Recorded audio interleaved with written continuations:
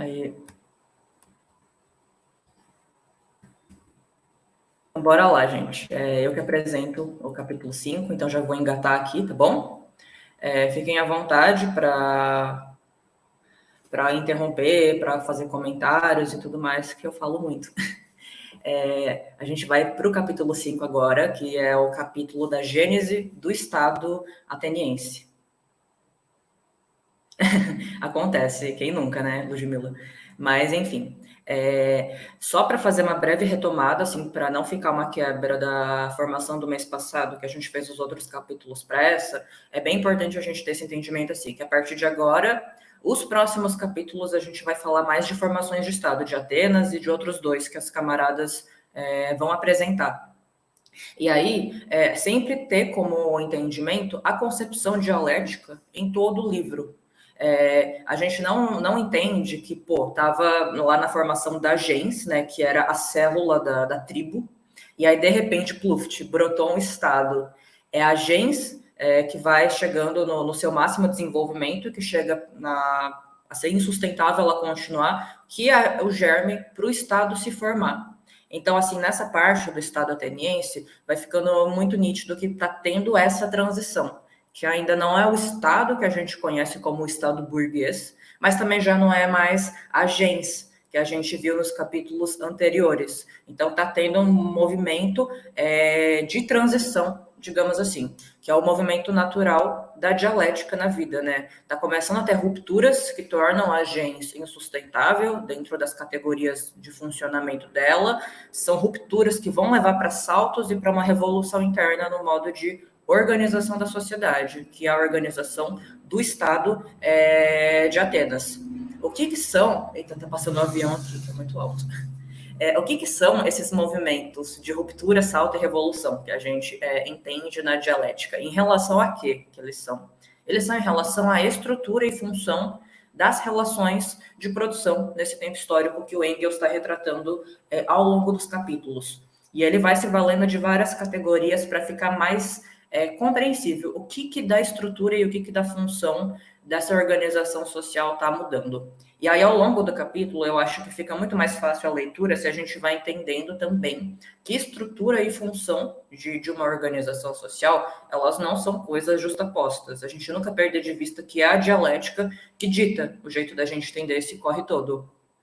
Uma estrutura de organização, que a princípio era a estrutura da gens, ela vai mudando internamente com novas funções que coisas da gens deixam de comportar. Essas novas funções, elas vão sendo ponto de partida, então, para uma nova estrutura, que é o Estado. Beleza, gente? E aí, nessas mudanças que vai tendo, né, de rupturas que vai indo para um novo modo de organização social, o que a gente vai vendo? A gente vai vendo que vai mudando, o que é especificamente dessa estrutura e dessa função que vai mudando para o Estado ateniense. O principal exemplo que o Engels dá no começo desse capítulo é com relação às forças armadas, com relação ao rolê militar, digamos assim. Na gens, tinha uma pessoa que era encarregada de ser responsável por essa tarefa militar, que é o que ele chamava de caudilho nos capítulos anteriores. Continua tendo essa figura militar, é a mesma figura, mas é uma figura que começa a mudar. E ela mudando, muda todo o cenário político, e o político, por sua vez, vai engendrando um outro jeito de organização econômica. Como que vai se materializar, então, no Estado ateniense, essa nova organização econômica? Essa nova organização vai se dar a partir da terra. Então, a terra, ela passa a ter uma outra função social. Gente, tá batendo porta. Aqui é domingo, então é criançada tudo no condomínio, na folia. Mas, enfim, começa a ser a partir da terra. A terra, ela deixa de ser o que a gente entende lá no Marx, eu não vou lembrar se é no Capital ou se é no Ideologia Alemã, um elemento de valor de uso, né? Tipo, um rolê que você usa para satisfazer as necessidades de sobrevivência. Mas ela começa a se tornar, ela ainda não é, mas começa a se tornar um elemento de propriedade privada, então um elemento de acúmulo de riqueza. Esse acúmulo que começa a se dar a partir da terra para transformar as relações político-econômicas, ele vai se expressando nas relações de comércio e de produção em cima dessa terra. E isso é o ponto de partida para a gente começar a entender a origem da mercadoria, que é, digamos, a essência por trás da aparência de todas as coisas que vão se dando no jeito da sociedade funcionar. Fiquem atentos que, tipo, ainda a gente não chegou na última fase do desenvolvimento. Então, tudo aqui é muito, assim, nossa, isso é um capitalismo? Ainda não chega a ser. Ainda não chegou na fase civilizatória, que é a última fase que a gente vai falar no último capítulo. Ainda é a fase superior da barbárie, mas nunca perdendo de vista esse movimento de transição. Tem elementos que já estão, tipo, ditando futuras coisas para a gente entender o capitalismo lá na frente, mas que ainda não chegou a ser no seu auge. Então, a gente já tem elementos que permitem a gente entender que está abrindo brecha para o imperialismo e para a divisão social do trabalho. O que são esses elementos para a gente entender que, pô, essa sociedade, essa formação de Estado ateniense, ela está dando brecha para essas coisas novas, né? Essas funções novas dentro de uma nova estrutura. A divisão do trabalho, que é uma divisão que começa a se dar entre o agricultor e o trabalhador manual, tipo, o cara que trabalha lá no campo e o cara que trabalha na oficina como artesão. E não é uma divisão, tipo, ingênua. É uma divisão que ela tem uma função de causar um estranhamento interno dentro da gens. A gens, ela ainda não morreu de cara, mas ela tá se, tipo, esfacelando, ela tá caminhando para o fim. E aí não tem mais quando divide, esse aqui é o trabalhador que cuida do campo, esse aqui é o trabalhador que cuida do que será um trabalho da cidade lá na frente, o trabalho oficineiro. Eles não se reconhecem como parte de um mesmo grupo. Começa a ter um estranhamento entre os próprios membros de uma mesma gens. Não é ainda uma sociedade, tipo, estruturada em classes, o que a gente vai entender na sociedade de hoje, que é burguesia e proletariado, mas já começa a ter formação de classes no Estado ateniense. O que são essas classes do Estado ateniense? São 3 classes que tem a princípio. A classe da nobreza, que eles chamam de eupátridas, a classe dos agricultores, ou geômoros, e os artesãos, os demiurgos. Então, tipo, digamos que tem algo que é o germe de uma classe trabalhadora, né, que é a divisão do campo e da cidade, e tem algo que já é um embrião de uma burguesia, mas que ainda não é, que é essa nobreza. E aí a gente falou lá atrás, né, o político começa a influenciar o econômico requalifica o político. E aí é em cima dessa terra que vai tendo isso tudo. Porque tanto a posse da terra como a instância lá que antes eram assembleias populares, eles começam a ser ocupados e atender interesses diferentes. Então, a terra e os cargos nessas assembleias, eles passam a ser transmitidos por herança. Ou seja, começa a ter espaço para o que a gente falou lá atrás, né, de formação de mercadoria aqui no comecinho, porque começa a ter essa possibilidade de acúmulo de riqueza. E esse estado, ele começa já a ser um estado que ele não é dos agricultores e dos artesãos, ele é um estado da nobreza, ele é um estado dos eupátridas, porque quem vai tendo a posse dessa terra, quem que vai tendo acesso aos cargos no conselho, que pode até formalmente ser chamado de Conselho do Povo, mas que não representa o povo propriamente dito, é a nobreza que vai estar sempre lá. Então aqui a gente começa a ter um novo antagonismo. Antes, quando o auge era a gens, né, o antagonismo era entre gens e tribo, né? A gente tinha a gens, que era a unidade menor, e aí o agrupamento de gens, quando elas começavam a se multiplicar lá nos rolês de consanguinidade, era as frátrias, e aí o agrupamento de nossa, como é difícil falar esse negócio, frátrias virava tribo.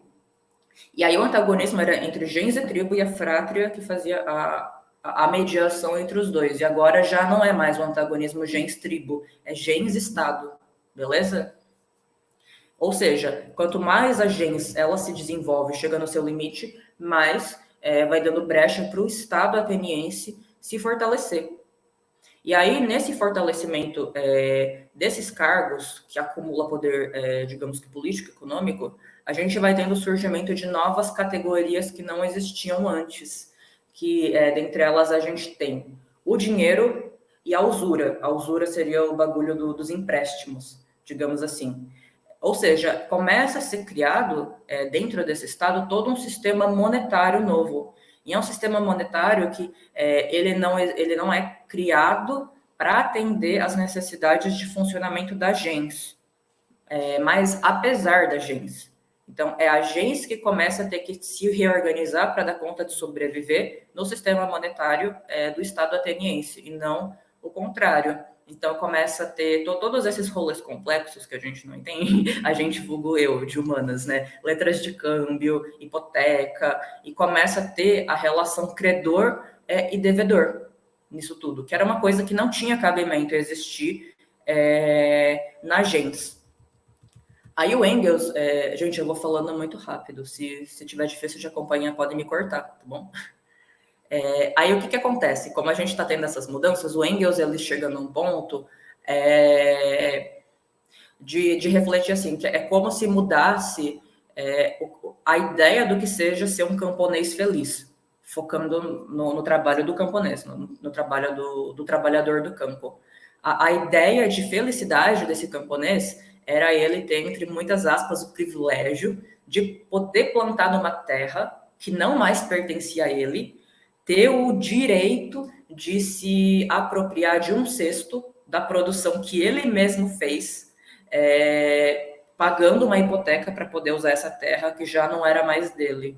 Então a gente tem aí, tá vendo todo esse sistema, né, de pagamento, né, do rolê monetário e toda essa coisa da propriedade da terra vai gerando uma coisa de que eu não sou dono da própria coisa que eu pertenço, porque os meios para eu dar conta de poder produzir essas coisas já não mais me pertencem. E aí, retomando o que a gente viu nos capítulos anteriores, né, de todo o movimento de chegar na família monogâmica, mas que é uma coisa que não vai, tipo, digamos, valer para quem é mais análogo à classe trabalhadora, que não é classe trabalhadora propriamente dita ainda nesse momento, cai por terra a família monogâmica aqui.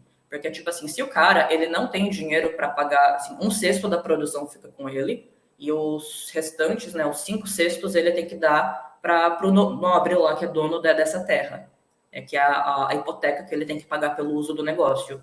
Se ele não tem esse dinheiro, ou ele vai ter que vender os filhos dele para poder pagar esse negócio, ou então ele vai ter que ser vendido como escravo para cobrir esse pagamento. Ou seja, a gente vê que o tal do direito paterno, que a gente viu lá no entendimento do surgimento da monogamia, ele cai por terra para quem está começando a ser colocado dentro de relações assalariadas. A pessoa, ela não tem posse das coisas, de fato. O que é chamado de coisa, pelo menos nesse momento, que a gente sabe que não é coisa, né? Escravos não são coisas, a mulher e os filhos não são coisas, mas eles eram, né, nesse momento, tipo, os instrumentos para o cara poder produzir a riqueza que ia para outro. Então, tipo, não era um patriarcado propriamente dito. E aí eu acho que um ponto que é importante, assim, que o Engels ele vai fazendo vários paralelos ao longo do livro todo, né? Olha só como era na fase da gens iroquesa, né? Que não tinha essa coisa de exploração, não tinha essa coisa de acúmulo de riqueza, não comportava e agora começa a ter. E aí, tipo assim, se a gente começa a ter uma leitura desavisada, eu acho que a gente cai muito numa coisa de romantizar a fase comunista lá da gens. Então a gente tem que, então, a solução é voltar para uma época primitiva, porque lá a vida era mais simples, as pessoas não eram malvadas. E não esse é o ponto. A gente vai vendo ao longo dos capítulos que a gente não está se movendo por um socialismo utópico, mas por um socialismo científico. Então, tipo assim, realmente ficou muito pior em relação ao anterior, porque começaram a surgir categorias de exploração. Mas é sempre entendendo esse movimento dialético, né? Teve que surgir esse para superar o anterior, e lá na frente a gente vai entender que esse que está se formando vai ter que ser superado em direção ao socialismo revolucionário. Então, só para a gente ir lendo essas coisas, né, que vai pensando, pô, que bosta que tá virando esse negócio, era melhor antes. Mas não cair nessa romantização, tipo, realmente surgiu uma exploração que não existia antes, mas é o desenvolvimento da produção, da vida e tal. E que vai ter que ser superado, obviamente. Deixa eu ver aqui. Ou seja, assim, a gente vai entendendo por que a Terra e todas as coisas que se desdobram para a gente poder produzir, a gente não, os caras, né, poderem produzir em cima dessa terra, começa a ter como a unidade de análise a mercadoria, porque começa a se inverter a relação de produção. Não é mais tipo o produtor que controla o produto, o produtor que controla o produto, é o produto que controla o produtor. Então a gente está vendo que tá tendo uma inversão de premissa, né? Tipo, de coisificação, como é um germe de alienação do trabalhador e de fetichização do que vai se tornar lá na frente uma mercadoria. E para poder ter esse excedente de produção, porque assim, para você poder cada vez mais ter que trabalhar mais, para pagar mais, para ficar com menos, começa a ter uma necessidade de aproveitar algo que era da época da gens, mas dentro das necessidades do Estado, que no caso é a escravização. Na época da gens iroquesa, tinha escravização? Tinha, mas ela não era o mote propulsor para a gens funcionar. Ela era como se fosse um ponto lá, tem os prisioneiros de guerra aqui, e eles vão ser escravizados, mas a escravização não era uma necessidade para a gens funcionar. Só que se o lance é produzir para acumular cada vez mais, então é uma necessidade de ter escravos. E aí que a gente volta lá pro ponto do começo do capítulo, né? A organização militar que tinha na gens, ela ganha uma nova função. Passa a ser uma necessidade de provocar guerras por um fim em si mesmo. Eu faço guerras porque daí eu conquisto mais instrumentos dos outros, pego pessoas de outros lugares e pego como escravos para mim, para poder fazer mais guerras, para acumular ainda mais. Então se torna um fim em si mesmo de acumulação infinita. E o ponto final, assim, para entender que, teve essa virada já, não é mais gens. É quando a gente começa a ver que a divisão desses povos já não mais se dá pelos grupos sanguíneos que tinha nas famílias antes de surgir a família monogâmica, mas sim por residência em comum. Só que entendendo que não é como se fosse pegar lá, tipo, o terreno e dividir em vários lotes para dividir as pessoas. Não, era uma divisão de residência por terras, que é tudo aquilo que a gente foi vendo anteriormente, até chegar nesse ponto, né, de divisão da terra que produzia a futura manufatura, né, o trabalho artesanal, a terra que produzia agricultura e tudo mais. Tá chegando no fim do capítulo, tá, gente? Tô acabando. E aí, é em cima dessa divisão da terra que a gente começa a ver algo mais próximo de uma estratificação de classes mais perto do que a gente conhece hoje. Porque aí, a divisão das terras e a divisão dos cargos lá dentro da Assembleia, que não é mais uma Assembleia do Povo, é uma Assembleia da Nobreza, para, entre muitas aspas, representar o povo, ela passa a ser dividida por pessoas que têm o maior número de rendimentos em cima da terra. Então, assim, são cargos para favorecer o acúmulo e o acúmulo de riqueza para favorecer a manutenção dentro desses cargos. Por isso que não é mais um Estado, ou seja, a própria inauguração do Estado nunca foi um Estado para o povo, foi um Estado para essa nobreza de Atenas. E é nesse lance que começa a surgir o conceito de direitos e deveres. Dentro da gens não fazia muito sentido ter o conceito de direitos e deveres. Até podia ter, mas era uma coisa mais diluída. Mas aí agora começa a ter essa necessidade de discriminar o que é direito e o que é dever. Só que não no sentido bonito, né, de uma democracia idealizada, mas os direitos do nobre de poder se apropriar de uma produção que não foi um trabalho que ele fez, e dever do produtor de pagar para usar uma coisa que não pertence a ele. E é isso. O dever, na verdade, de dar o que ele mesmo produz e que não fica para ele mesmo a própria produção dele. Ou seja, não é nem um pouco, não é tão legal assim esse conceito de deveres e direitos. E aí, assim, ao longo do capítulo, o Engels foca muito mais nos camponeses, e aí no final ele dá uma pincelada nos artesãos. Não que ele tenha falado a foda-se os artesãos, mas aqui ele vai falar mais na frente, porque daí dá para entender a questão da formação da indústria. Então ele não toca tanto nesse capítulo. Mas aí a questão dos artesãos, ela desdobra lá do trabalho escravo, da necessidade de acúmulo de escravos para poder produzir em massa. Porque daí não é acumular escravo por acumular, mas é acumular num espaço concentrado, que são as oficinas de manufatura, que vão ser a futura indústria.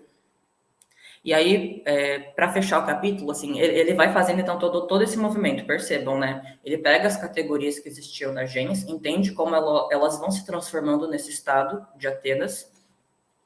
E aí, a gente pode cair num lugar muito perigoso de falar, a democracia é ruim, porque olha como essa democracia de Atenas que a gente costuma aprender na escola, ela parece bonita e tal, mas na verdade ela foi sendo produtora da divisão de classes, da divisão social do trabalho em classes.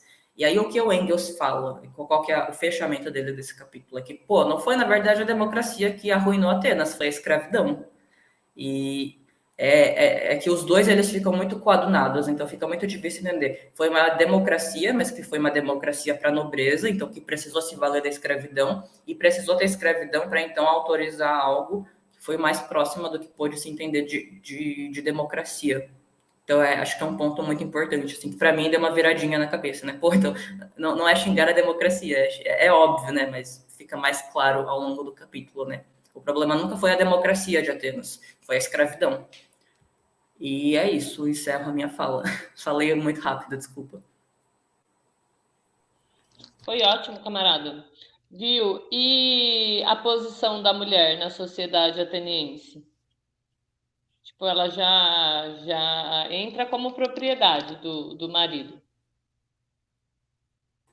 Ele não fala tanto no capítulo, mas fica subsumido que sim, porque assim, o camponês, ou o artesão, né, estava esquecendo o nome, ele é dono de todas as coisas que envolvem a produção do negócio, da coisa que ele tem que depois pagar a hipoteca para o patrão do negócio. E aí acho que fica já entendido que a mulher, ela tá dentro dessas coisas, pelo que eu entendi da leitura. E também já entra nesse ponto que ele fala, né? Tem a forma de uma família monogâmica, mas não é de fato uma família monogâmica mais.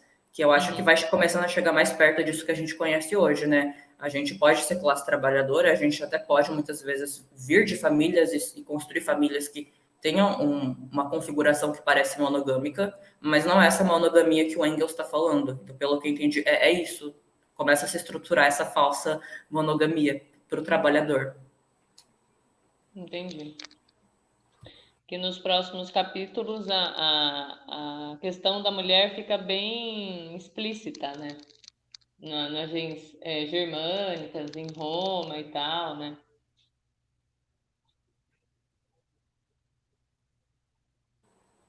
Alguém tem dúvidas, comentários, alguma coisa que acabou deixando passar?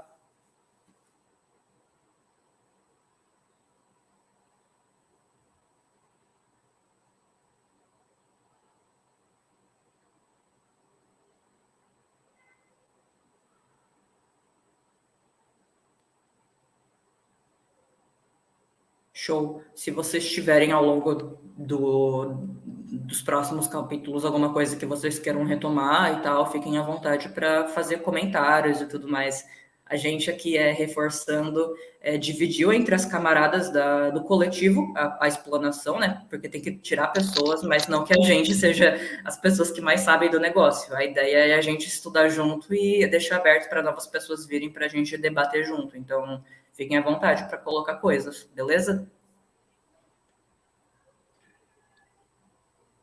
Então podemos prosseguir para o próximo? Por mim, sim. Então tá. Então, assim como a camarada já tinha dito, nós vamos ver essa questão ainda da gens, né, da identidade familiar e como que deste processo culmina na constituição do Estado em diferentes sociedades. Então, esse capítulo vai falar da gens e o Estado em Roma. A gens, né, que é a gente pode dizer assim como identidade familiar de Roma, ela é uma instituição muito parecida, praticamente idêntica à gens grega. As duas, elas possuem uma forma desenvolvida de unidade social, e essa forma, que é primitiva, né, ela também pode ser observada ele coloca aqui nos peles vermelhas americanos. Eu acredito, né, que seja aí os povos indígenas. Então, essa forma desenvolvida, essa unidade social, idêntica entre a gens romana e a gens grega. Para a gente entender um pouco da constituição das gens romanas, ele coloca aqui 9 aspectos que são fundamentais. Então, pelo menos nos primeiros tempos, né, a constituição da gens grega ela era correspondente a esses 9 aspectos fundamentais. Então, o primeiro diz respeito ao direito à herança, né? Ele era recíproco entre os gentílicos, os nascidos ali naquele centro. A propriedade ela permanecia na gens, esse é um ponto importante. Dada a vigência do direito paterno, da mesma forma que era na gens grega, né? Então na gens romana, os descendentes por linha materna eles eram excluídos da herança. E aí essa passagem, né, entre as pessoas da mesma gens, elas seguem a lei das 12 tábuas, né, que era conhecido como direito romano. Então, qual que seria a ordem na questão da herança? Em primeiro lugar, herdavam os filhos, porque eles eram herdeiros diretos, né? Não havendo filhos, herdavam os agnados, que eram os parentes da linhagem masculina. E na falta desses parentes de linhagem masculina, os agnados, os demais membros da gens seriam os próximos, né? E mais, de forma nenhuma, a propriedade ela saía da gens. E aí o direito de herdar, ele, a princípio, ele era igual a todos os membros de uma gens. E aí, durante um tempo, né, em tempos remotos, ele coloca aos agnados, depois aos filhos e os netos por linha masculina. Então, a questão da herança é o primeiro ponto. O segundo ponto da constituição da gens é que a posse de um lugar coletivo para os mortos, né? Em terceiro lugar, solenidades religiosas em comum. Depois, obrigação de não casar dentro da gens. Esse ponto, né, de obrigação de não casar dentro da gens, ele nunca foi escrito, mas ele era estabelecido como um costume. O direito de herança, quando a mulher ela saía da gens para ela se casar, né, com alguém fora da sua gens, ela perdia os seus direitos agnáticos, né, que eram aqueles adquiridos por conta da sanguinidade por linha masculina. Então, nem ela e nem os filhos dela vão ter direitos, não vão poder herdar do pai dela, no caso do avô, né, e nem dos irmãos, e aí ela perde completamente o direito à herança da sua linhagem masculina quando ela se casa com alguém fora da gens.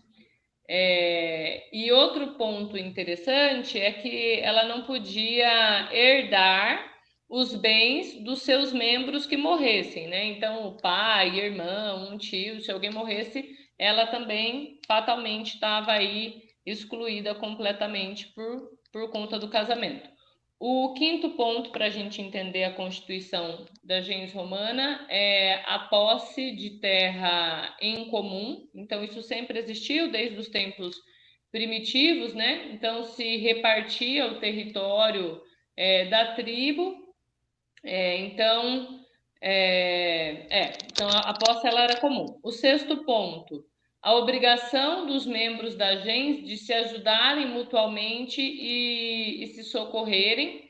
Então, o Estado, desde da aparição, ele sempre se manifestou de forma forte e ele sempre chamou para si próprio o direito de proteção, né, contra ofensas e tudo mais. O 7º ponto da Constituição é o direito de usar o nome gentílico, e isso permaneceu até a época dos imperadores, né? Os próprios escravos alforriados, eles tinham essa permissão de estar utilizando o nome gentílico. O 8º ponto é o direito de adotar estranhos na gen, né? Então, era adoção por uma família, e aí essa adoção podia acontecer e essa pessoa adotada passava a fazer parte dessa unidade familiar. E por último, o direito de eleger e depor o chefe. Então, nos tempos primitivos de Roma, todos os postos, inclusive aqueles mais altos, né, como o do rei, eles eram preenchidos por eleição ou por aclamação. Então, todos esses pontos, eles explicam a constituição dessa gens romana.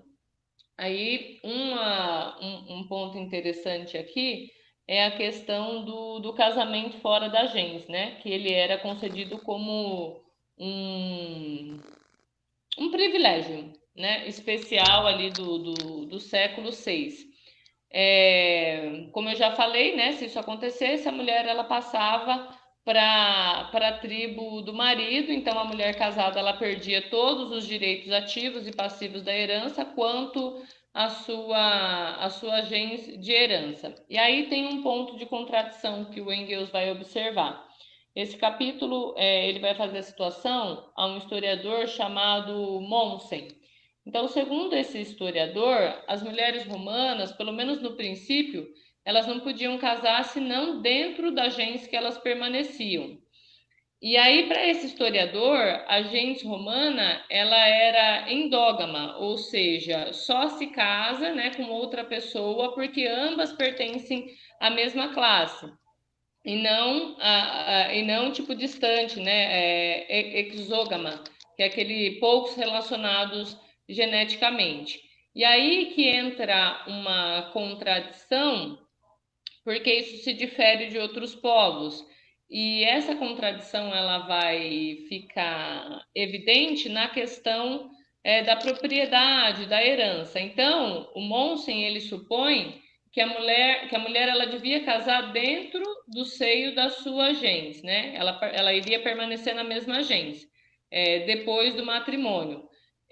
Se a mulher tem essa obrigatoriedade, né, de casar dentro da sua gens, naturalmente o homem também teria que ter essa obrigação, porque senão não teria como, né, encontrar parceiros, né? E aí, se acontece... Deixa eu ver, permitir a Michelle entrar aqui. Nesse caso, chega-se ao ponto de que o marido ele podia transmitir via testamento à sua mulher um direito que nem ele possuía. Então, se o marido, por exemplo, é um pouco complexo, mas eu vou tentar explicar. A mulher, ela... Quando ela se casava, logo nas primeiras núpcias, se ela casasse com um homem de outra gens, ela se tornava automaticamente parte da gens do marido. Se aí ela vai se tornar membro de uma gens a qual ela não é ligada de forma consanguínea, né? Esse vínculo vai se dar exclusivamente pelo casamento. E aí qual que é a treta? Em caso de morte do marido, ela iria herdar os bens desse marido, que esses bens seriam também dos membros daquela gens que ela não partilha com sanguinidade, mas ela passou a fazer parte por conta do casamento. E aí que entra a treta.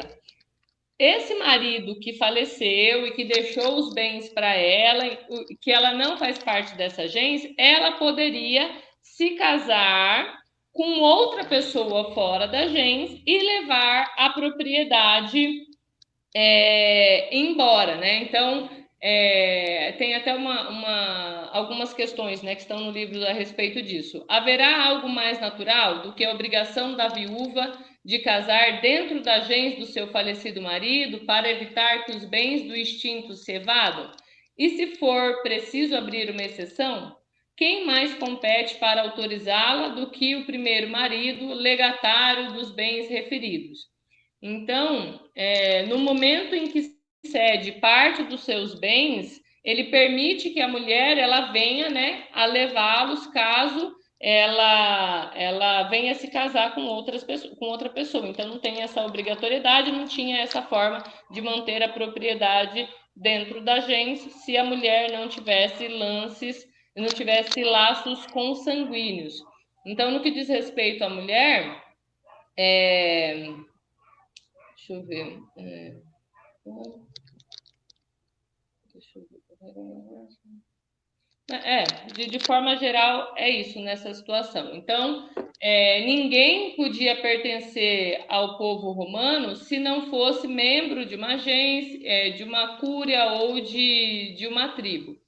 E aí, partindo dessa perspectiva, né, da questão da gens, a gente vai pensar na constituição do povo. Então, teve uma primeira constituição em que as coisas eram organizadas da seguinte forma: a gestão dos negócios públicos ela era de competência do Estado.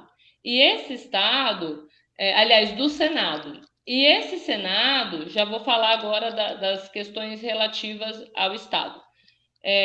O Senado ele era composto dos chefes das 300 gens. Então, era um conselho de anciãos. Então, o chefe de cada gens, de cada família, né, ele ia adentrar ao Senado. E aí esse grupo, né, ele vai se constituir como a primeira nobreza gentílica. Então, essas famílias, elas eram chamadas de patrícia, e elas pretendiam para elas a exclusividade do Senado a ocupação de demais cargos públicos. Esse Senado ele tinha os seguintes poderes: ele podia decidir, né, em muitos assuntos, proceder em discussões mais importantes e, sobretudo, né, a instituição de novas leis. Aí muito parecido com os gregos da época heróica, os romanos, no tempo no tempo dos chamados reis, eles viviam em uma democracia militar baseada aí nas gens, nas pátrias, nas tribos, né, que foram desenvolvidas a partir dela. E aí, quando que começa o ponto de mudança? A população da cidade, de Roma, né, do território romano, foi crescendo. Esse crescimento ele se deu por conta das migrações, né, pela integração de habitantes de regiões que foram submetidas, e esse crescimento ele se deu principalmente aí por povos latinos. Então, todos esses novos súditos do Estado, eles viviam fora da antiga gens. Então, eles não faziam parte do populus romanus, né, que era o povo romano.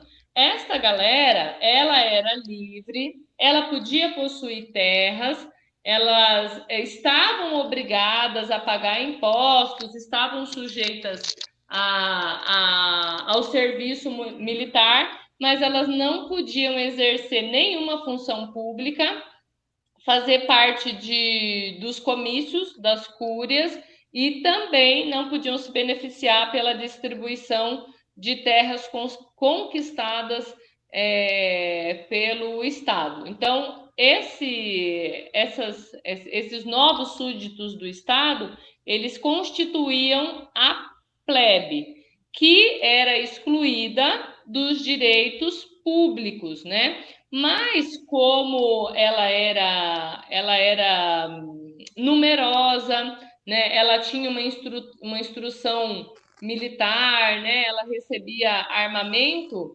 ela acabou em se transformar em uma força ameaçadora ao povo romano propriamente dito, que estava aí dentro daquela primeira constituição que eu expliquei. A divisão da terra ela tinha até que um certo equilíbrio, porque a divisão ela era entre o povo romano, propriamente dito, né, que tinha esse título, e a plebe. Ai, difícil falar essa palavra. Mas isso é a questão da terra, né? Era dividido entre os dois. Mas a riqueza comercial e industrial, ela pertencia em grande parte somente à plebe. Estou colocando L no lugar errado. E esse aspecto, né?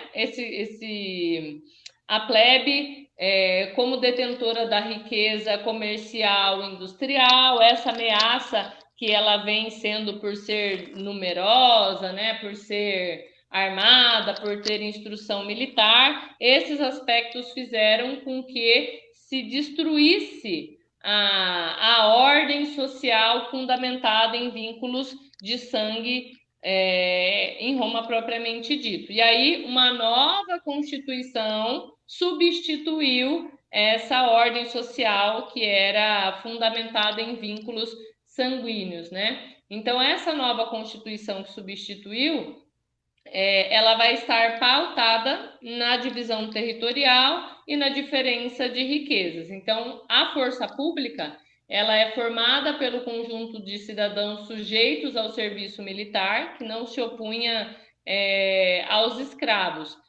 Essa força pública, ela não se opõe aos escravos, mas ela se opõe à classe dita proletária. Então, essa classe, ela vai ser excluída do serviço militar e ela vai ser impedida de usar armas. Então, essa nova Constituição, ela recebeu um impulso no seu desenvolvimento com a expulsão do último Rex, que é aí do imperador, que no caso era o Tarquínio, ele era Tarquínio o Soberbo, que ele era conhecido como usurpador de poderes. Então, né, sob essa égide, essa Constituição ela vai processar toda a história da República Romana, né? Vai mostrar também a luta entre os patrícios e os plebeus pelo acesso aos empregos públicos, pela distribuição das terras do Estado, e aí até a dissolução final da nobreza patrícia e o surgimento aí de uma nova classe dos grandes proprietários de dinheiro e de terra. A propriedade rural ela foi sendo absorvida aos poucos, né? Então ela foi sendo retirada dos camponeses que tinham sido arruinados pelo serviço militar. Então passou-se a cultivar por meio dos escravos, né? Imensos latifúndios, né? E isso fez inclusive com que acontecesse o despovoamento da Itália, e aí isso fez com que se abrissem novos caminhos, não apenas para o Império, mas para o domínio dos bárbaros germanos, que sucedeu o Império Romano. Então, para finalizar o capítulo, uma retomada dos pontos. Então, a constituição da gens romana, ela se dá por conta a partir de 9 características fundamentais, né? Entre elas, que a propriedade permanecia na gens da linhagem masculina, a mulher que se casasse fora da gens, ela perdia os seus direitos de herança do parentesco masculino, né? E passava a integrar a tribo do marido. Em caso de morte do marido, ela herda alguma coisa dos seus bens, né? Isso é, dos bens dos membros da gens, e ela não é obrigada novamente a casar dentro da gens do marido falecido. A posse da terra era comum, pelo menos nos primórdios. O Estado romano ele chama para si a proteção, né, contra ofensas. Nos tempos aí primitivos de Roma, todos os postos, começando pelo rei, eles eram preenchidos por eleição ou por aclamação. Ninguém podia pertencer ao povo romano se não fosse membro de uma gens, né? Na primeira constituição desse povo, a gestão dos negócios públicos era de competência do Senado, né? A soma dos chefes de cada gen vai formar a primeira nobreza gentílica, que ficou conhecida como os patrícios, né? E aí eles tinham exclusividade no Senado e ocupavam os cargos públicos. Conforme a população da cidade de Roma e do território romano ele foi crescendo, novos súditos do Estado eles viviam fora das antigas gens, não faziam então parte do populus romano. Então, essa nova população ela era livre, ela podia possuir terra, estavam obrigados a pagar impostos, né, sujeitos ao serviço militar, mas não podiam exercer função pública, também não se beneficiavam das terras distribuídas pelo Estado a partir das conquistas. E aí ela se converteu em uma força ameaçadora, né, ao povo romano por conta da sua quantidade, por conta do seu armamento.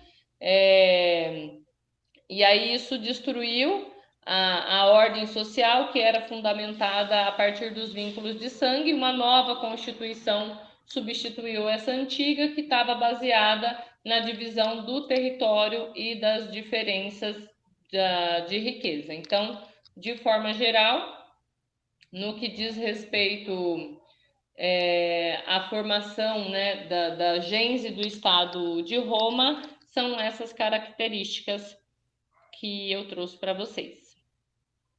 Se alguém tiver alguma dúvida, quiser fazer algum apontamento.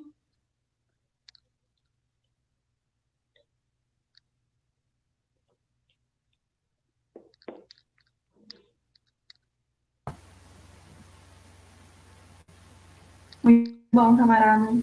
Arrasou na exposição. A Michelle entrou, bem-vinda, Michelle. Bem-vinda, Michelle. Oi, pessoal, desculpa aí. Estou aqui tomando conta das crianças. Não estou acompanhando aí. Adorei a explicação da Ruth.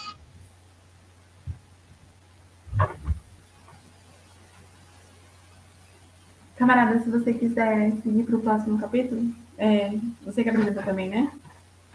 Sim! Aê! Sequência.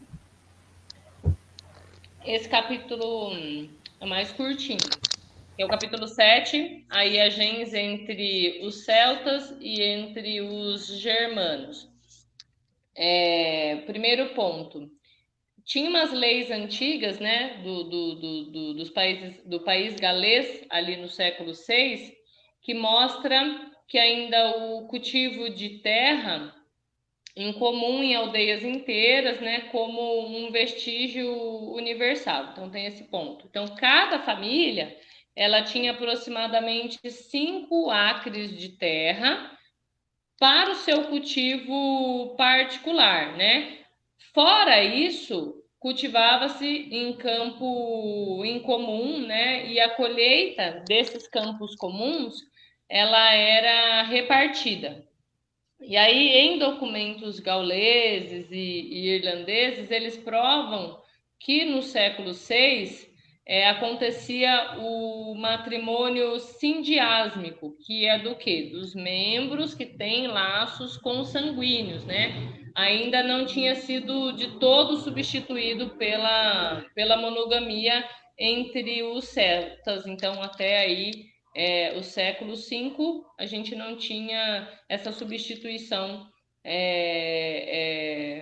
pelo casamento monogâmico.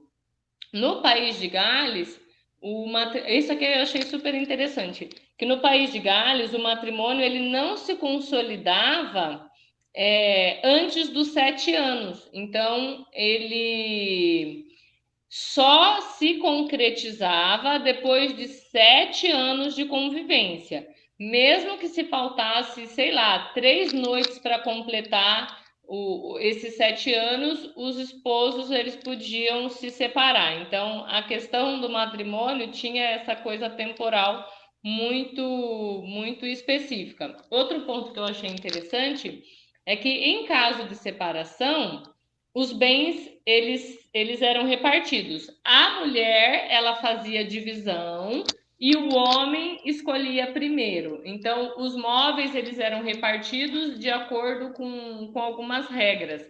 Então, se o homem rompesse o casamento, ele tinha que devolver à mulher o dote dela e alguma coisa a mais. Se era a mulher que rompia, ela recebia menos na divisão. E aí, em caso de rompimento, também dividia-se os filhos. Dos filhos, então, 2 ficavam com o homem e 1 com a mulher, que no caso era o filho do meio, mas não tem exemplo se eles tivessem só 2 filhos ou se tivesse um filho. Eu acredito que ficaria com o homem, né? Se a mulher ela casasse de novo e aquele primeiro marido quisesse buscar ela de volta, e se esse segundo matrimônio da mulher não tivesse sido consumado dentro dos 7 anos, a mulher tinha que voltar ao lar anterior, né, e abandonar esse segundo marido. Então, se 2 pessoas vivessem juntas durante o período de 7 anos, não precisava nem de cerimônia, já estavam fadadas ali e pronto, estão casadas. Não se exigia castidade das jovens antes do casamento. Olha esse ponto. Se uma mulher cometesse adultério, o homem ele tinha o direito de espancar ela, mas ele não podia exigir nenhum outro tipo de penalidade, né? Porque para uma ofensa, o homem ele só podia... como que eu posso falar? Ele só podia penalizá-la de uma única forma. Então, não pode haver castigo de castigo ou vingança. Ou é uma coisa, ou você se vinga ou você castiga. Isso era possível.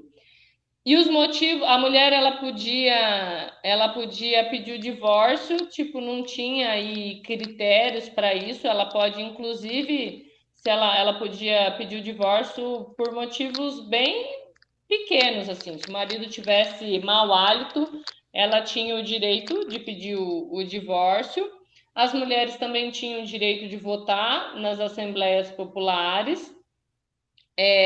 Na Irlanda eram comuns os matrimônios temporários, né? E em caso de separação, garantia-se para a mulher alguns privilégios bem definidos, né? E até uma remuneração pelos seus serviços domésticos. No caso da divisão de herança, não era feito nenhum tipo de distinção entre os filhos legítimos e ilegítimos em relação à terra. Nesse tempo, a terra ela ainda era propriedade coletiva de clãs ou de gens, né? Exceto onde os chefes eles já tinham convertido em propriedade privada, né? Em propriedade particular deles. Então, ainda tinha essa perspectiva coletiva, desde que os chefes não tivessem convertido em propriedade privada. Quando morria um membro da gens e com essa morte se dissolvia uma economia doméstica, o chefe da gens ele vai promover uma redistribuição de terra entre os lares gentílicos. Essa redistribuição ela devia ser feita aí de acordo com algumas regras, como regras que eram observadas ali na Alemanha.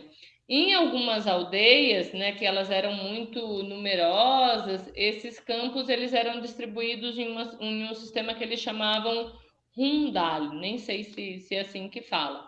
Então, os camponeses eles exploram o solo individualmente, eles pagam pelo arrendamento ao conquistador, no caso, o conquistador inglês, né? A terra que era propriedade comum, mas não continua assim porque os ingleses eles usurparam isso, né?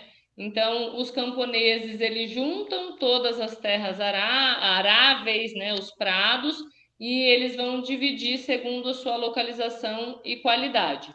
Os pântanos e pastos, eles são de aproveitamento comum. Tem um ponto aqui sobre o direito materno, né? O direito materno ele tinha sido substituído pelo paterno. Então, os filhos eles herdam do pai e na falta deles herdam os irmãos, os tios da linha materna ou paterna. Então, a admissão do irmão da mãe à herança ele está ligado à sobrevivência de um costume, né? E prova o quanto recente era o direito paterno, né, entre os germanos.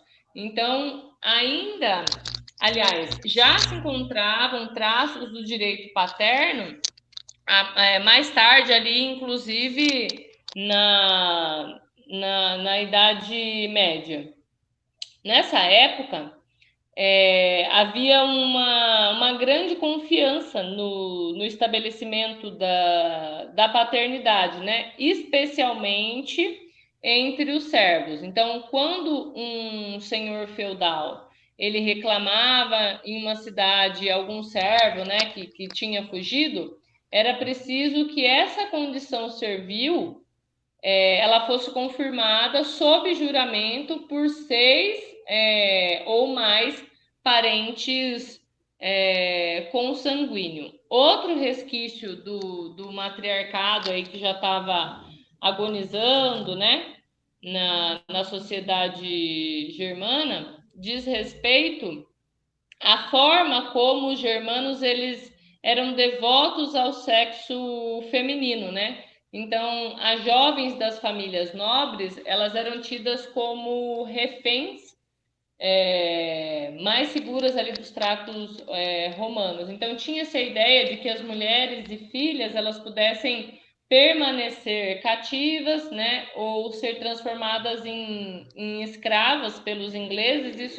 Isso fazia com que os germanos eles se preocupassem muito, né? Então eles tinham uma devoção e eles viam essa possibilidade de ameaça, né, contra as mulheres e filhas. Então eles consideravam a mulher sagrada, né, com dons proféticos e eles inclusive prestavam atenção aos conselhos delas, né, inclusive em assuntos mais relevantes, políticos, de guerra.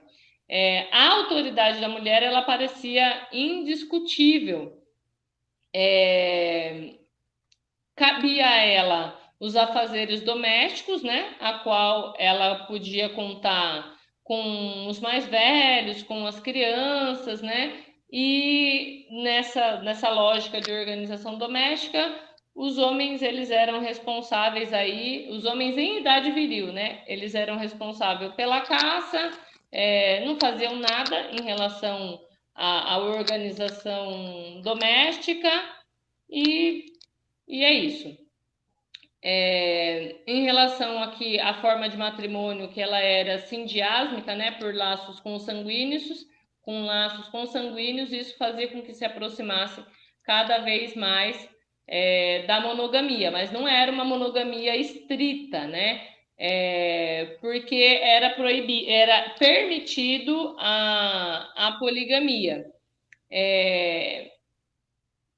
Em geral, como eu já tinha dito, não se zelava aí pela castidade dos jovens, tinha essa possibilidade de indissolubilidade conjugal,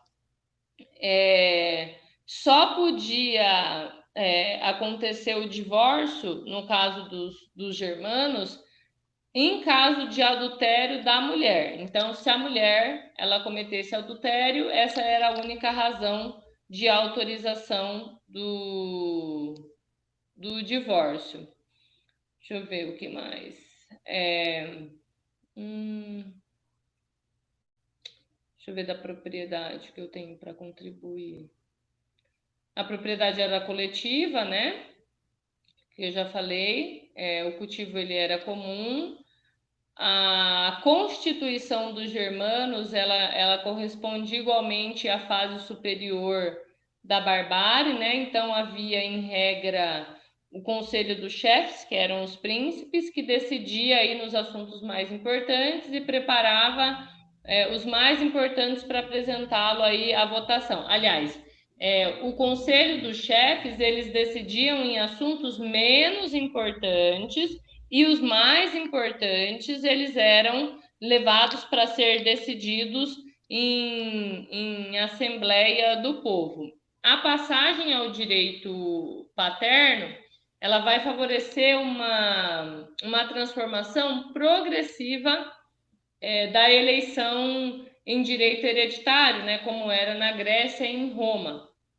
E por conseguinte a isso, a formação de uma família nobre dentro de um gens. Então, a maior parte dessa velha nobreza, ela desapareceu com a imigração também de novos povos, como aconteceu em Roma, né? Então, os chefes militares, eles eram escolhidos de acordo com a sua capacidade, independente da origem que eles tivessem. Então, o verdadeiro poder, de fato, nessa sociedade germana, era a da Assembleia do Povo, que ela era presidida pelo rei ou por um chefe da tribo. Então, o povo decidia, né, se manifestando mesmo. Ele coloca aqui, né, murmurando, né, desaprovando ou aclamando, fazendo barulho ali para demonstrar a sua aprovação. Então, essa Assembleia Popular, ela também era corte de justiça.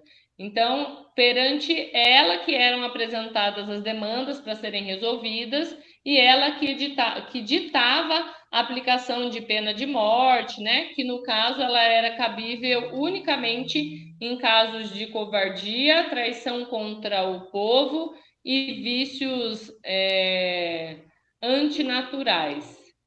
Deixa eu ver. Para finalizar já o capítulo, de forma geral, as tribos alemãs, elas eram reunidas em povos, ela tem a mesma constituição dos gregos da época heróica, né, e dos romanos, nos tempos dos reis.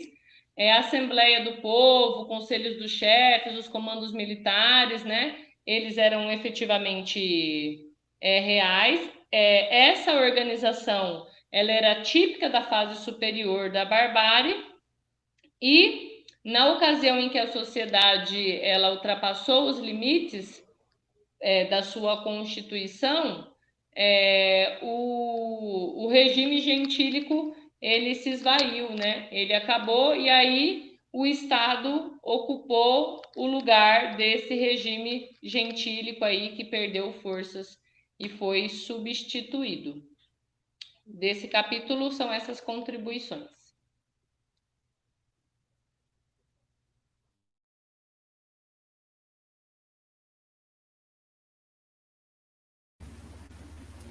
Obrigada, camarada. Alguém teria alguma questão? Algo para complementar? Ao que a Daisy trouxe para a gente?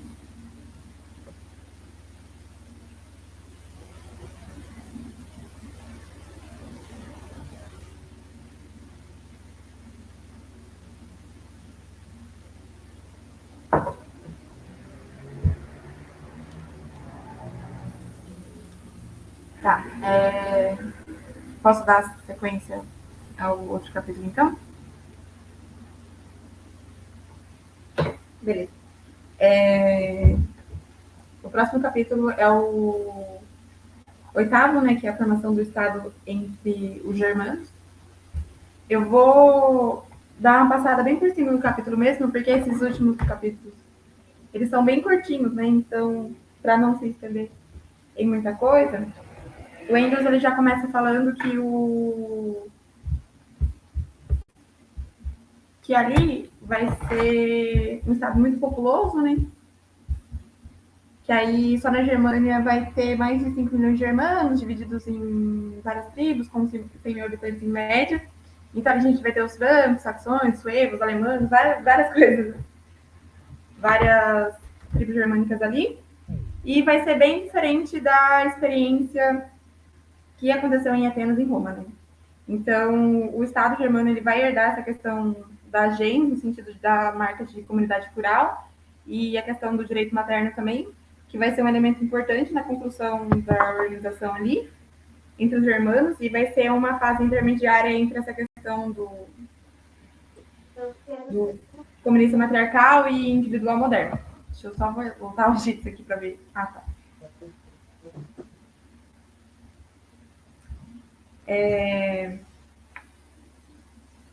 Essa família patriarcal ela vai explorar grandes propriedades de terra e o latifúndio após a conquista de Roma, né? Então, você vai ter um crescimento populacional muito grande ali, e aí por conta da necessidade de produção, que vai ser em função a essa decadência do Império Romano, né? Vão ter várias alternativas ali de divisão de terras e cultivo de pequenas fazendas. E por consequência, a gente vai ter os órgãos da gente se tornando órgãos do Estado, né? Que eles vão ser protegidos e territórios conquistados ali. E nesse período também tem a questão de serem coordenadas por chefias militares até a transformação de monarquias, né? Então tem até um ponto que se fala que havia chegado a hora de transformar esse comando em monarquia e veio-se a transformação. E aí a formação dos feudos, ela vai ser uma função, ela vai ter sido em função das guerras que vão acabar com a capacidade produtiva ali das pequenas fazendas e vai colocar os camponeses em uma situação de desproteção mesmo, e vai meio que forjar uma renúncia da terra ali, fazendo com que eles fiquem sem saída, né? Então, em troca disso, vão ser feitos arrendamentos ou prestação de serviço, que vai acabar dando as terras, né? E vai ser a questão da intitulação enquanto senhor feudal. E aí, mais futuramente, vai ser a questão de servos mesmo, que vai ser uma coisa mais visível, né? E aí a gente vai ter a formação dos feudos. E aí se volta também muita questão da tese do Morgan, né? E aí, meio que em síntese, resumão assim, grande do capítulo, que o Morgan afirma da questão dos progressos, né? E aí esses progressos eles são obtidos no meio de subsistência e produção. E aí esses meios que vão determinar o desenvolvimento humano, né? Então, tanto o processo de progresso e transformações, eles determinaram a sociedade e o desenvolvimento. Então, essas relações de matrimônio, dos sistemas sociais políticos, vão ser as diferentes formas de organização do Estado. E também vão acabar coincidindo com a ampliação e o esgotamento das fontes de existência, né? Então, em síntese, super rápida, esse 8º capítulo é mais ou menos isso. Se ficou confuso, gente, vocês perguntam, mas é porque é um capítulo muito curtíssimo, assim, para ter muita coisa para expor, né? Claro que tem várias informações, mas aí a gente pode ir seguindo.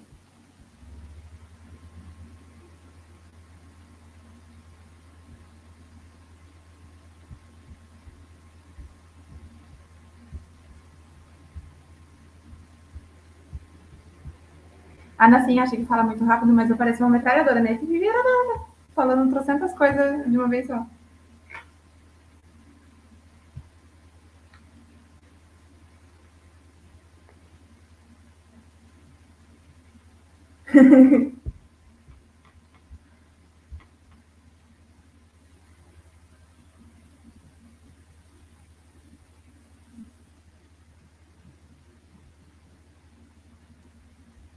Mas aí, camarada, se vocês quiserem dar sequência, o último capítulo daí para finalizar, se eu não me engano, é a Nassim, que apresenta.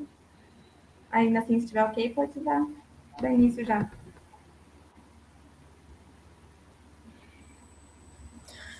Beleza. Bora lá, então. Vamos terminar mais cedo e domingar aí, dar uma descansada. Foi rapidinho, né? Vamos, então, para o último capítulo, que é o Barbárie e Civilização. É nesse capítulo, então, que o Engels ele chega à última etapa, né? Eu esqueci o nome da primeira etapa, né? Aí depois tem a fase bárbara, e aí, por fim, a fase da civilização, que é onde a gente vai realmente entender as relações de produção no capitalismo. Tudo aquilo que a gente foi vendo ao longo do livro meio que se consuma nesse. É um capítulo que fica bastante repetitivo, ele vai retomando vários pontos que ele foi falando ao longo... deixa eu pôr o fone aqui melhor, né? Ao longo do livro todo. Mas, ao mesmo tempo, não é uma repetição por repetição. É uma repetição para fazer sínteses, né? É um capítulo de síntese, no final das contas. E síntese para fazer aquele ponto que a gente tem falado ao longo da formação, né? Pegar os pontos da fase bárbara para ver como que eles se requalificam e se superam para chegar na civilização e para entender mais para frente, no final do livro, os desdobramentos e limites da civilização, para entender por que a gente tem que ir para o socialismo. Então, ele faz no começo uma breve retomada, só para situar vocês, né, das fases que foi tendo, né, das fases de formação, que é reciprocamente dissolução da gens, que foi a fase média, eu lembrei o nome, eu lembrei nada, estou lendo aqui, que é o estado selvagem, que é o início da gens, na fase média do estado selvagem, posteriormente a fase de desenvolvimento da gens, que é a fase superior do estado selvagem, e por fim o auge da gens, que é a fase inferior da barbárie. Só para situar, antes que eu esqueça, né, nesse capítulo as principais referências do Engels são o Morgan, né, que ele já usou ao longo de todo o livro, e o Capital do Marx. E o objetivo do Engels nesse capítulo é entender quais as condições econômicas gerais que deram nessa transição, né, da fase superior da barbárie para a entrada na civilização. Então, ele vai dando um foco nessa fase final da barbárie para entender onde que foi dando esse salto para chegar na civilização. Então, tá. Como que estava fazendo a retrospectiva, né? Como que era a fase inferior da barbárie? Foi uma fase que a gens ela começou a ficar mais populosa. Ela não estava dando conta de se sustentar por si mesma. E aí começou a chegar ao ponto que a gente já viu, né? Que começa a se subdividir em outras gens, que são as gens filhas. E aí, esse agrupamento de gens é o que forma a frátria. E, por fim, as frátrias formam a tribo. A gente tem uma forma de grupo mais organizado já. Não é mais, digamos, um agrupamento espontâneo. É um grupo humano. Quem tem mais curiosidade de entender essas diferenças de agrupamento e grupo humano, eu sugiro ler o Inácio Martim Baró, que ele estuda bastante isso, acho que cai muito bem para entender todas essas dinâmicas da gens e tudo mais. Aí a gens, segundo Engels, ela vai ser o germe da civilização e da condição econômica da civilização. E o auge da gens é o limite dela.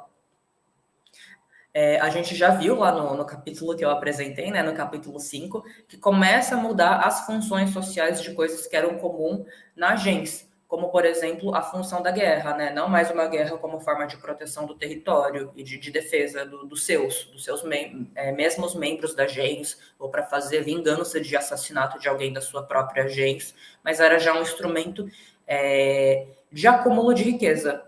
E para poder perpetuar esse acúmulo, precisava ter um regime de servidão e de dominação de escravos que dessem conta dessa superprodução, que começa a se dar em cima da formação dos direitos e deveres, né? O direito de um acumular e o dever de outro produzir para o outro acumular.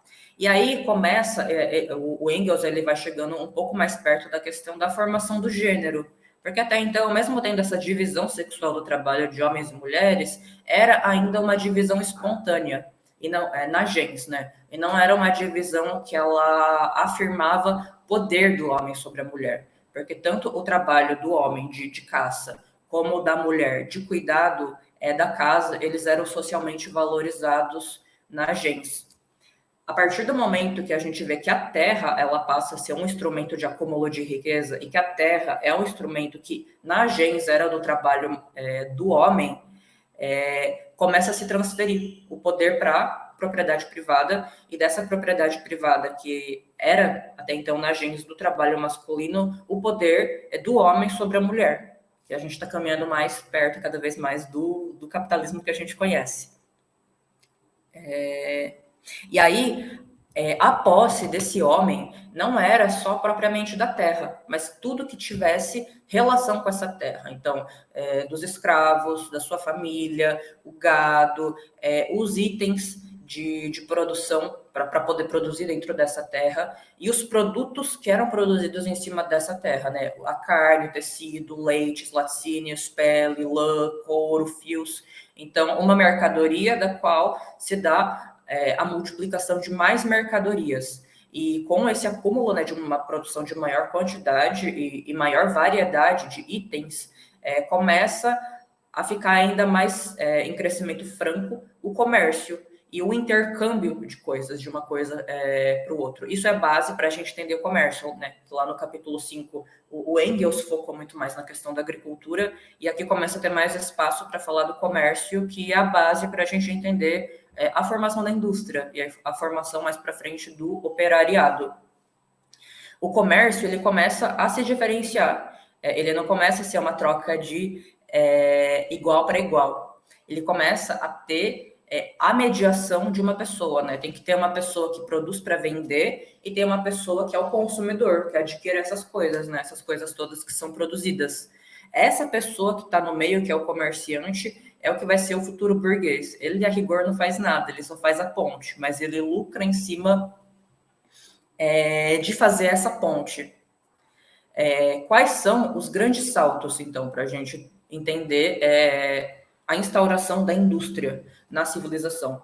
Tem dois elementos que são inaugurais, assim, de controle do homem sobre a natureza e de controle sobre si mesmo. O primeiro é altear, o negócio, né, de fazer tapete e tudo mais, e o segundo é a capacidade de fundir minerais. Então, produção de cobre, produção de estanho, produção de bronze, que aí são metais muito mais resistentes que a pedra lascada, né? Então, começa a ter a maior possibilidade de produção de armas. Então, a gente já vê que começa a ter no controle da natureza muito mais possibilidade de fazer da guerra aquilo que ela vai se tornando, né? A guerra como forma de acúmulo de riqueza, a guerra dentro de uma fase futuramente imperialista do capitalismo. E também a produção de ouro e prata para produzir joias, que daí é uma mercadoria que super vai tendo essa distinção de status, de elite e plebe, né, digamos assim. E aí o que acontece? A produção ela não é mais dada pela necessidade de consumo. A produção ela é dada pela necessidade de produzir e de acumular. Aqui o Engels ele coloca que começa então a ter essa primeira divisão do trabalho, que é uma divisão que começa a ser o germe então da sociedade de classes. Começa a ter exploradores e começa a ter explorados, que é em cima desse elemento mediador entre quem produz e quem consome, tá bom? E aí começa a reforçar ainda mais aquilo que a gente já viu no capítulo 5, né? De estranhamento de pessoas dentro da mesma classe. Porque quem consome para adquirir comida, para adquirir a lã, para adquirir o tecido, vai precisar pagar o valor daquele produto e um pouco mais que o que a gente vai entender depois pelo capital, que é a mais-valia. Ou seja, vai estar sendo extorquido. E a pessoa que vendeu o produto para o comerciante para ele revender, ela vai vender a força de trabalho dela e um pouco mais, ou seja, ela vai ficar com menos do que ela produziu. É aqui que a gente está começando a ter a formação de uma burguesia. Mas esse consumidor que é trabalhador e o produtor desse produto, eles não se reconhecem ainda como membros da mesma classe. Então, é toda uma organização para ver estranhamento dentro da própria classe. E não só em relação à divisão que começou lá atrás pela terra e que começa a se dar pelas funções sociais, né, dos diferentes trabalhos. Ela começa a ser um estranhamento interno da classe pelo gênero. E aí que a gente começa a entender que é o gênero que se desdobra da classe e não a classe que se desdobra do gênero. Se antes essa divisão ela era uma divisão de trabalho entre homem e mulher para ela ser funcional, agora a produção do trabalho que era até então do homem, ela gira em torno do trabalho assalariado. Isso está ficando repetitivo, né, com relação ao capítulo 5. Mas, enfim, o trabalho do homem, que era o trabalho até então, de cuidar da caça, de cuidar da coleta, começa a estar inserido dentro das relações de trabalho assalariada. Então, ele precisa ter a família e os outros instrumentos de produção para poder ser explorado por essa pessoa que faz esse elemento mediador, que usurpa a força de trabalho dele. E o trabalho da mulher, ele passa a entrar como esse tal do trabalho doméstico. Ele não é um trabalho que vai produzir acúmulo, ele é um trabalho que vai ser subserviente ao trabalho assalariado do cônjuge, do homem. E aí que vai sendo produzida essa levianização do que é entendido como trabalho feminino. Fica muito mais fácil de entender isso no livro da Angela Davis, que a gente estudou na formação anterior. No último capítulo, a Angela Davis ela vai explicando muito bem, né? Acho que ela pega essa discussão do Engels e consegue aprofundar muito mais, né? Por que o trabalho doméstico, ele não é um trabalho humanizador, ele é produzido no capitalismo, ele é um produto do capitalismo, como uma forma de assegurar uma divisão sexual dentro da classe trabalhadora que está antagonizada com a burguesia.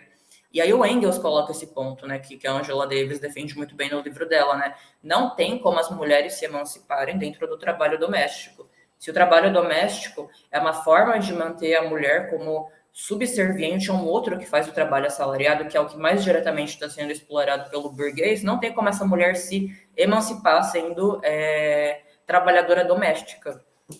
Porque não é um trabalho socialmente produtivo, não é um trabalho que acumula valor, para então ela reivindicar, digamos, o que é produzido para ela dentro dessa situação, porque ela sempre vai estar subserviente ao outro dentro da estrutura da família.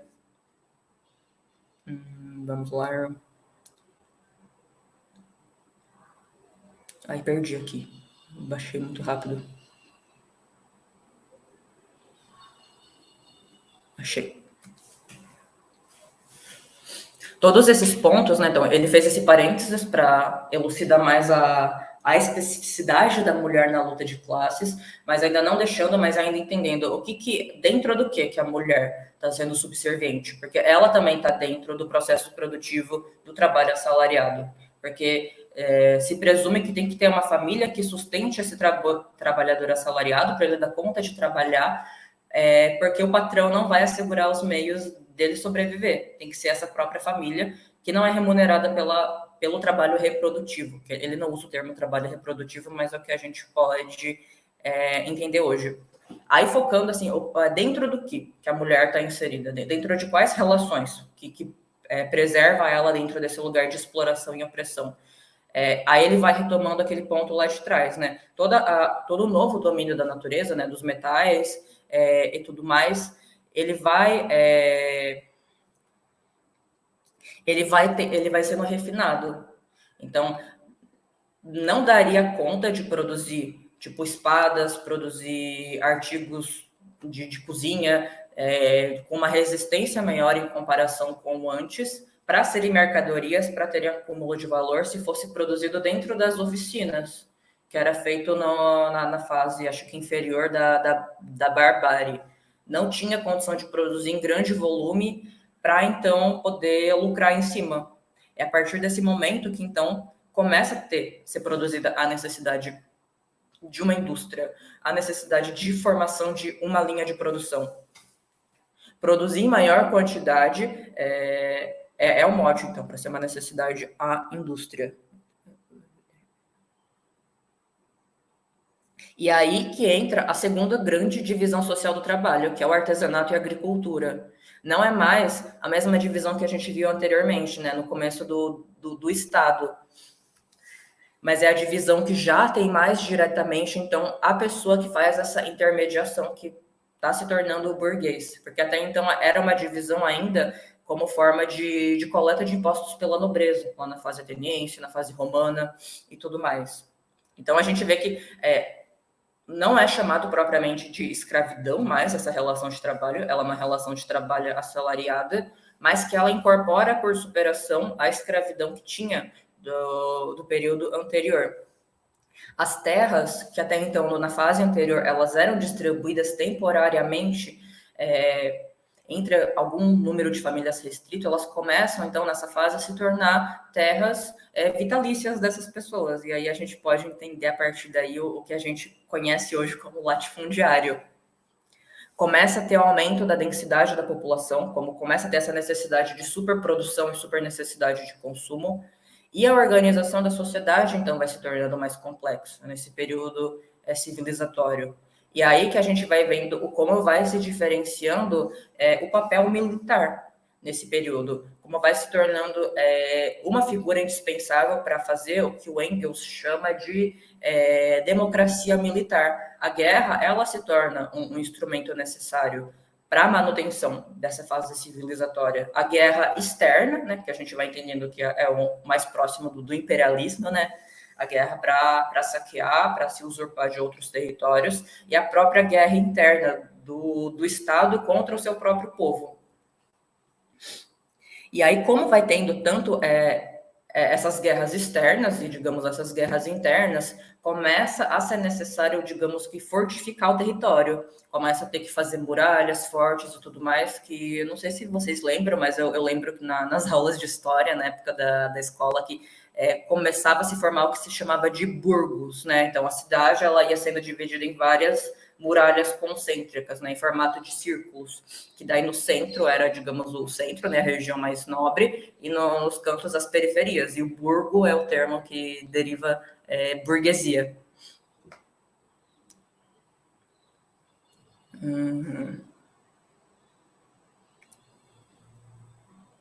E aí é nessa estruturação nova do território, né, que vai tendo, então, a terceira grande divisão social do trabalho, né? Ele vai criando, né, o Engels, essa sequência, né, são várias divisões do trabalho que são as mesmas, mas que elas vão se complexificando. E essa terceira é propriamente já a divisão entre o proletário e o dono do meio de produção, o burguês. Então, já precisou passar por toda essa etapa para chegar nesse momento.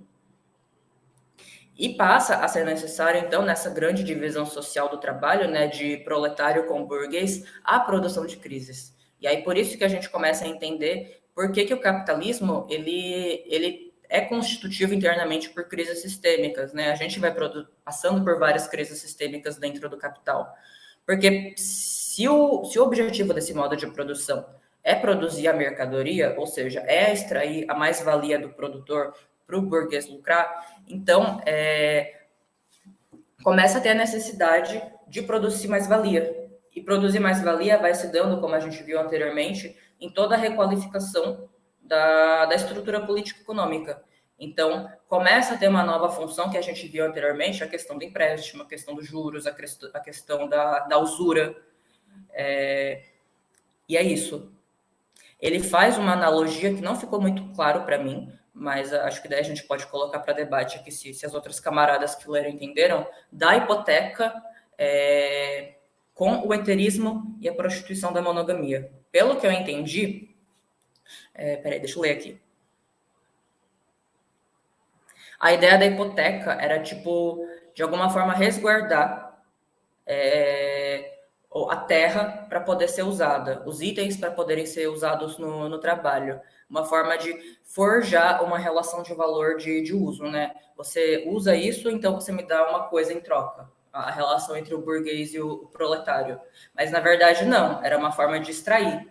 Eu cobro o uso e um pouco mais para você poder usar uma coisa que é minha, mas, na verdade, nem era minha anteriormente. E eu acho que essa foi a analogia que ele fez com a monogamia, né? Porque propunha-se a monogamia, né, como uma relação, mas que era uma monogamia que valia só para a mulher, então não é uma relação de igual para igual. O homem ele poderia tirar algum proveito em cima, ele podia sair da monogamia e a mulher não. Então acho que é meio que análogo nisso, né? Dentro da classe tem essa desigualdade de gênero, e a própria desigualdade de gênero que teve na monogamia foi o mote para ter essa desigualdade de classe, né? A gente tem aquele lance dos direitos e deveres, mas não é igual para todo mundo. É dever da mulher ser condizente com uma suposta monogamia, mas é direito do homem se furtar dela dentro do heterismo e da prostituição. E na hipoteca é a mesma coisa. É direito do burguês se usurpar da força de trabalho do trabalhador, e é dever do trabalhador dar a sua força de trabalho. E uma coisa que o Engels ele vai reforçando muito ao longo desse capítulo é que, assim, vai dando a impressão no olhar desavisado que o Estado apenas brotou, tipo, não tinha Estado e, de repente, teve. E aí ele reforça que não, o Estado ele foi produzido, teve um grande processo na humanidade para a gente entender por que o Estado ele foi uma necessidade histórica para chegar no ponto que chegou.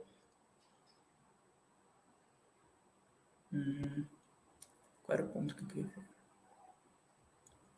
E aí ele pega as categorias de acaso e necessidade para conseguir esmiuçar melhor isso, né? Pode parecer um acaso que o Estado precisou surgir, mas quando a gente pega essa aparência e tenta mergulhar na essência, a gente vai vendo que teve necessidades históricas por trás.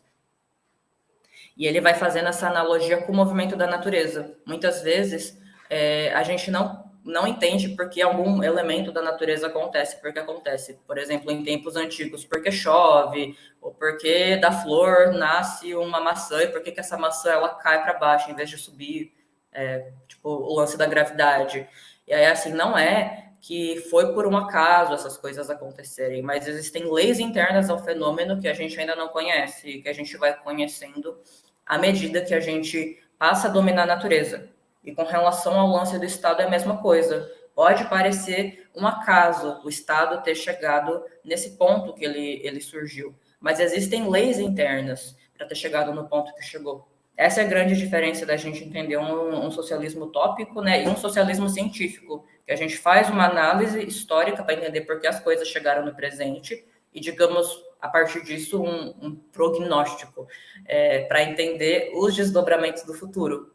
Que daí, entendendo que teve o esgotamento da etapa anterior para chegar essa também vai ter que se esgotar para chegar para a próxima.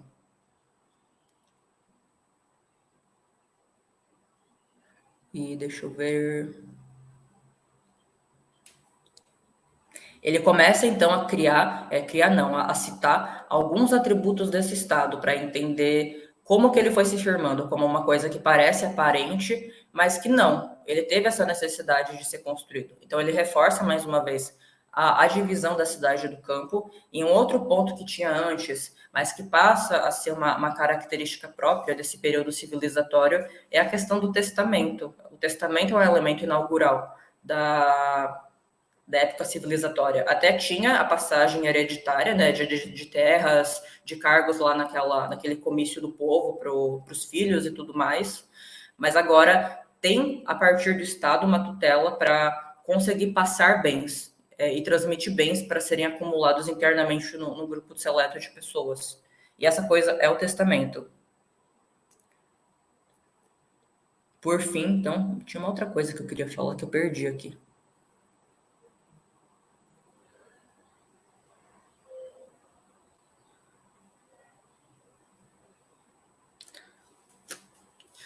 Ah, posso sim, Michele. Se as camaradas quiserem me complementar, fiquem à vontade. Diferença do socialismo utópico para o socialismo científico. A gente não nega a utopia. Acho que tem até vídeos da Tese 11 que ajudam a entender muito isso. Mas a gente não parte da utopia pela utopia, senão a gente deixa de ser materialista histórico e passa a ser idealista. A gente forja, então, uma ideia assim, de realidade que seja perfeita e passa a orientar, digamos, as nossas lutas e tudo mais a partir dela. E o socialismo científico, não. A gente tem que fazer a análise rigorosa da realidade, que a gente entende como análise de conjuntura, por exemplo, né? Entender o que foi se desdobrando nos últimos anos para chegar nesse ponto que chegou, com diferentes focos. Foco da economia, dá para fazer foco da educação, foco dos movimentos sociais, de lutas de partidos, para então entender quais são os nossos próximos passos. E amparado por um método. Não sei se você estava aqui na outra vez que eu estava falando, mas essa ideia muitas vezes de romantizar o período anterior. Naquela fase anterior era melhor, a fase da gens, porque ainda não tinha exploração e agora ficou pior. Então a gente tem que voltar para épocas primitivas. Isso meio que dá uma flertada com essa ideia do utópico, né? A gente tem que negar o desenvolvimento da humanidade, porque então regredindo e negando o próprio desenvolvimento da humanidade que a gente seria mais humano. E não, a ideia não é negar esse período de desenvolvimento que superou o anterior para chegar na época atual de Estado. Mas é entender que chegou nesse ponto e terá que ser superado historicamente, porque a gente está tendo uma leitura científica de tudo, que é o materialismo histórico dialético. Deu para entender, Michele? Alguém quer complementar?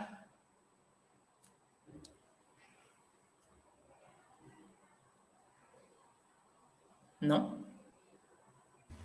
A camarada, rapidinho, só para falar disso também, tem um livro do Engels, que é do socialismo utópico ao socialismo científico, que é um panfletinho, é super curto e é bem simples, assim, a escrita do Engels é bem de boinha, então se você quiser dar uma olhada, é um livro bem legal.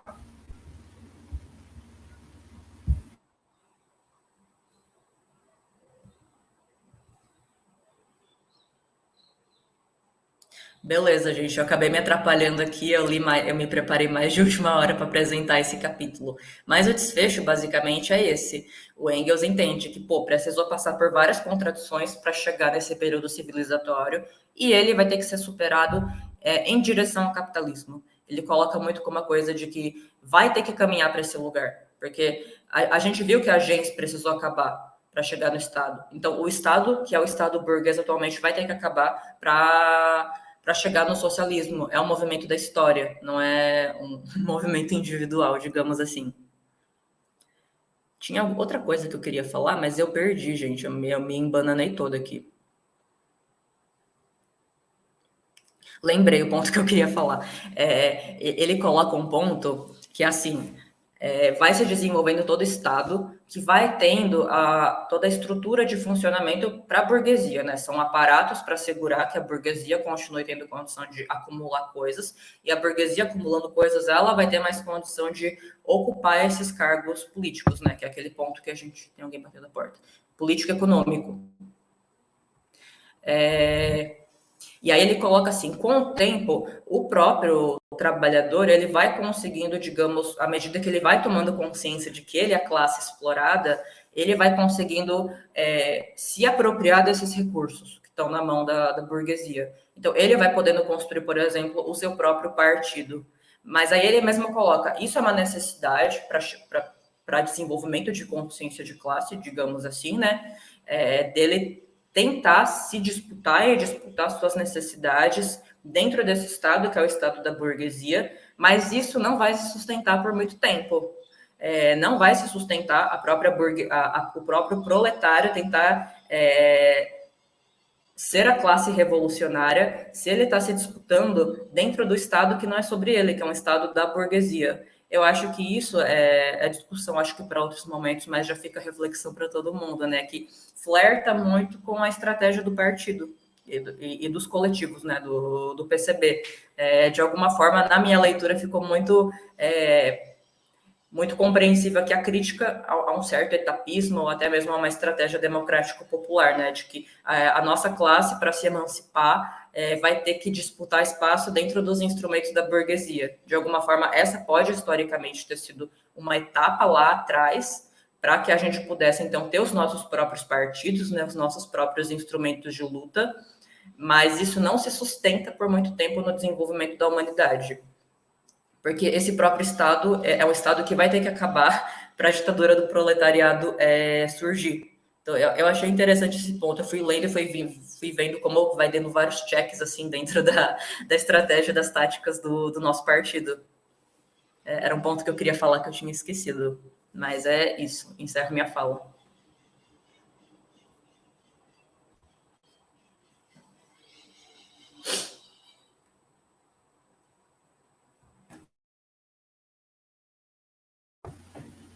Muito bom, camarada. Fechamos aí com chave de ouro. Ótima explanação.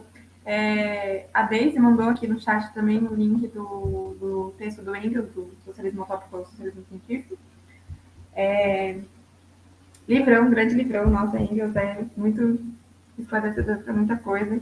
Eu acho que quando a gente tem uma dimensão mais ou menos do que se está tratando o Capital, ou lê esse livro e depois se debruça sobre o debate do Capital, as coisas ficam muito esclarecedoras, pelo menos para mim ficou, porque você entende que são diversas determinações que vão colocar ali a sociedade do jeito que ela está, mas o Engels faz com que aquilo, tipo assim, expansão de consciência, né? O próprio meme, aquele meme da expansão de consciência, assim, que você vai vendo outros aspectos que colocam nesse ponto da transformação. E o ponto de colocar o Estado como não algo que apareceu natural ali, é uma coisa que é muito importante, né? Porque a gente tem bastante gente que se debruçou a estudar e falar sobre o Estado, mas a sociedade se desenvolveu e fez Estado. Como se não tivesse nada que fosse determinante para que isso acontecesse, né? E aí, tanto é que ele coloca que o Estado foi alguma coisa que não veio de fora para dentro, né? Isso é um negócio bem interessante. Aí, se os camaradas também quiserem, né? Aí, trocar uma ideia sobre o Engels aí também. Isso diz muito respeito já a várias diferenças estratégicas, né, de diferentes organizações, porque não ter esse entendimento do que o Engels coloca, né, cara, o Estado não teve sempre aqui, ele não é uma coisa natural, ele é uma coisa que foi desenvolvida histórico-socialmente. Não ter noção disso faz com que muitas estratégias sejam deliberadamente disputar esse Estado, que é um Estado que não é nosso, né?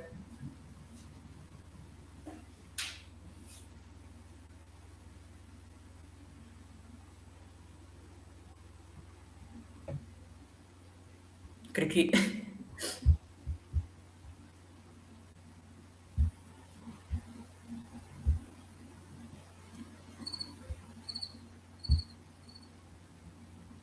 Para mim, esses efeitos sonoros do Jitsi são ótimos.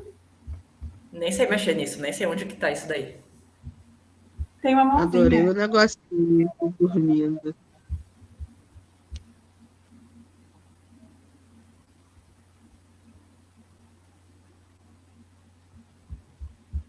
Eu não sei como faz. Mas enfim, gente, alguém tem perguntas? Alguém tem comentários? Eu tô apertada pra fazer xixi.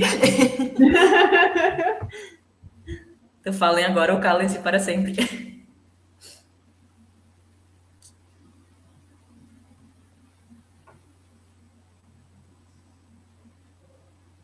É isso, então, camarada.